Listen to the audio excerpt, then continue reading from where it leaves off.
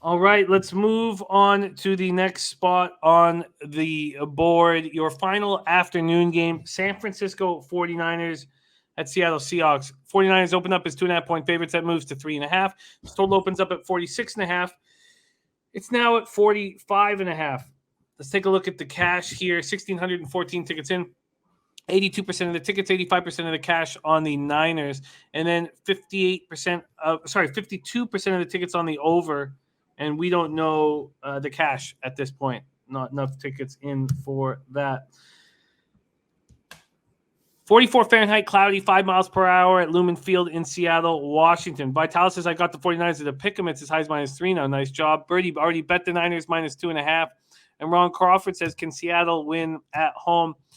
The only good thing I did do, well, I did make money on the Niners, but I did put $50 on both, so 100 in total. I wish I bet more. I was too scared, but I put $50 on the Niners at plus 3,000 to win the conference and plus 6,000 to win the Super Bowl.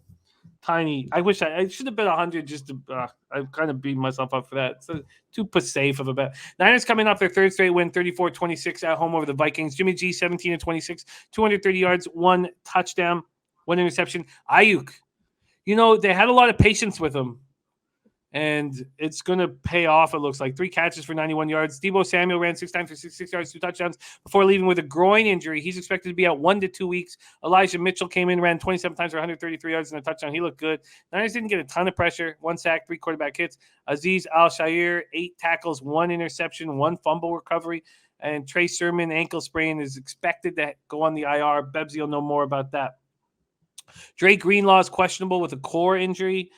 And Marcella Harris is in concussion protocol, so those are 2 linebackers there. And JaMychal Hasty and defensive tackle Maurice Hurst were inactive last week, listed as questionable this week. Seattle comes in off another ugly performance in a 17-15 loss at Washington on Monday night. 20-31, 247 yards, 2 touchdowns, no interceptions. He ran twice for 16 yards. Now lost 3 straight games for the first time as a Seahawks starting quarterback. Tyler Lockett caught 3 passes for 96 yards. DK Metcalf caught just 1 pass for 13 yards. He just doesn't seem motivated at all out there. They got nothing on their ground game again. Alex Collins had 7 carries for 14 yards, lost a fumble. DJ Dallas had 3 carries for 4 yards. Their defense kept them in it. Bobby Wagner, Jordan Brooks, another big game. They each had 14 tackles. They can't get pressure on quarterbacks. They got 1 sack, 2 quarterback hits on Heineke. Jamal Adams did get an interception. 4 of 12 on third down. Starting guard Damian Lewis was out with an elbow injury. Kyle Fuller started in his place and didn't look terrible. Let's just take one last look at Seattle because they knew they had a bunch of things changing here injury-wise. And here we go. So at this point, nothing has changed. So we don't know about Rashad Penny, Damian Lewis, or Travis Homer. And Jamarco Jones is done for the season, it looks like. So nothing new there. Take it away here, Bebsie. Your Niners are in action and the market moving towards them quickly.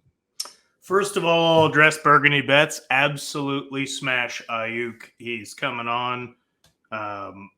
Whatever that was early in the season, I don't know what it was all about. I think there's a little more. He must have pissed off Shanahan in some way. But Ayuk's been playing better and better each week. Without Deebo, this is an Ayuk smash. Now, here is why I would warn people betting the San Francisco 49ers, because as bad as the Seahawks are, they always get up to play the Niners. And one of the things that Seattle has done time and time again this season, which I just ripped Pete Carroll for, is just hawk it deep. Well, the most penalized secondary in all of football is the 49ers. And the best strategy, I don't know why teams don't just launch it deep against them all the time. Josh Norman is fucking terrible. Earlier this year, I was like, no, he's playing pretty good. And he kind of did, but he always commits a penalty.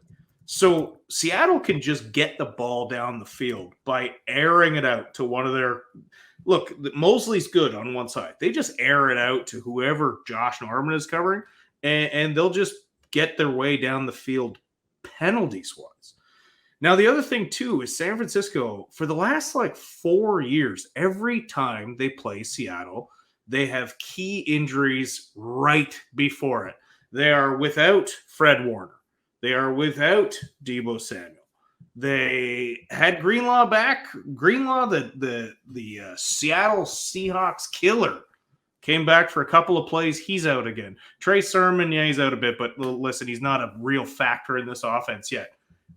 This is not an easy spot for the Niners. If you got them at a pick 'em, great. I would not bet them at -3 right now. This is going to be a tighter game than you think. And yeah, a lot of people think Seattle's done, and I agree, but not against the Niners. They play this team differently, and the Niners are facing massive injuries. That injury to Deebo Samuel that cannot be understated. Deebo Samuel's putting up MVP numbers right now.